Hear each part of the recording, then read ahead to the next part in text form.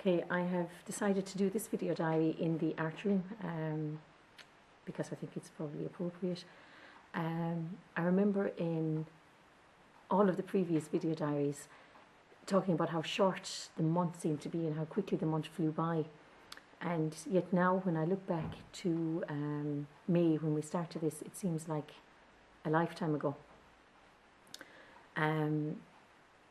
I suppose I hadn't expected to get so immersed into REV. I started the MA really because I was fatigued with teaching. After 24 years, I knew that while I was in art college, I had a real passion for art, and I did sculpture, and I just loved every moment of it. And I suppose I started teaching then, and slowly I got immersed into teaching, but kind of lost the passion and became more of a technician. When I think back, you know, over the last few years, a huge amount of my energy has gone into teaching technical aspects of drawing using, you know, H pencils, 6B pencils, and kind of ticking the box of being involved in the art world by bringing students out one day a year to a sculpture trail or to an art exhibition or whatever. But I knew in myself that they weren't picking up from me a passion for art. And I remember when I was talking to Kieran about this, he said to me that this MA would not be a burden, that it would be a support to my teaching, and I believed him because it was Kieran saying it, and he was right. I feel now that going into the education side of this, I'm going in as a different person, a different teacher. I suppose, as I say, I had really become a technician at, like, this type of drawing would have been, you know, the ultimate for me. When a student would produce a very realistic, nicely drawn, I felt I had done my job, and certainly we got good grades with this type of thing. But as I say, the passion was gone. But I'm amazed myself at how invigorated I am, and how I have stuck my toe into the water of the art world again, and I know that I'm not going to stop here. I suppose when I look back again at May, when I started doing REV, we started on the REV journey, and when I think back, I was so tentative about what I was going to do, and I started scratching into the acetates and doing etchings, and I spent about a month at that, just trying to work out drawings, absolutely convinced in myself that I was going to make a piece of sculpture, and almost knowing the piece of sculpture I was going to make, feeling I was going to sew and going to use those kind of crafts. And I did duly spend the next month sewing and creating those fingered pieces with canvas and threads. And I suppose it was through that process that I began to get more of a sensitivity to what I was trying to deal with, and amazed myself by ending up making a video piece and finding that that was the only medium that I could get the level of sensitivity that I wanted. I suppose to talk about my own work during that period, I did know in May that I wanted to deal with mortality. And I know Karen at one stage said that, you know, on a comment, that it's the less taboo. And I think that kind of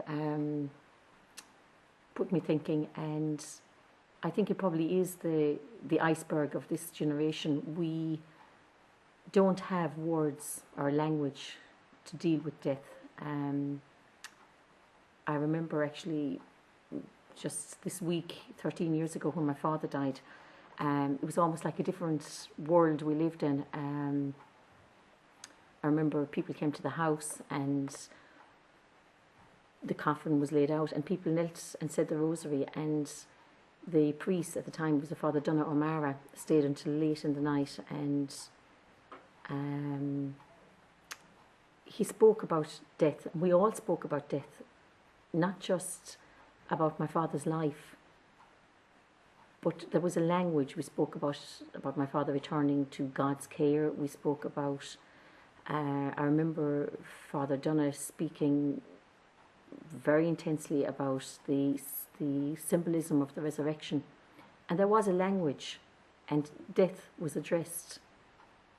It was very different when my mother passed away a year ago because of the erosion of religion and that language. People said how beautiful she looked in the coffin, and people spoke about her life, but there was no language to address death. And I suppose that's why I sort of was clutching at familiar objects used by her hands, to try and create a language that acknowledges death. And I suppose I would always say to the students here, and I know I had this discussion with Michael Kiley, that art really, you have to always ask, what it means to you yourself, and what it means to a broader audience, or to the development of mankind, what art, what place it has in your own development and in a wider world. And I don't feel that I have finished at all with what I'm doing. I know I was very energised when we returned from our Saturday face-to-face in Limerick, and I don't have it here with me, but I will stick up a picture of it. I went home, and over Sunday I did a drawing of, I suppose inspired by Karen's and Barbara's magnificent drawings. I picked up a pencil again, and I did a drawing of my father's hands in prayer with the rosary beads around them. And I know that there is a journey there, and I know that that REV doesn't stop here for me. And I am looking forward to going into the next phase of this and seeing the impact that my involvement in doing my own work will have on my teaching. And so it's, I know others have said it in their diaries, but this wouldn't have happened without the genuine acceptance by everybody on the masters of mistakes and slackening and just generally not knowing what you're doing and finding your way again, and just the general support, general interest, genuine critiques, and just the overall atmosphere of making it feel like what you're doing is worthwhile, and that art matters. So thanks to everybody.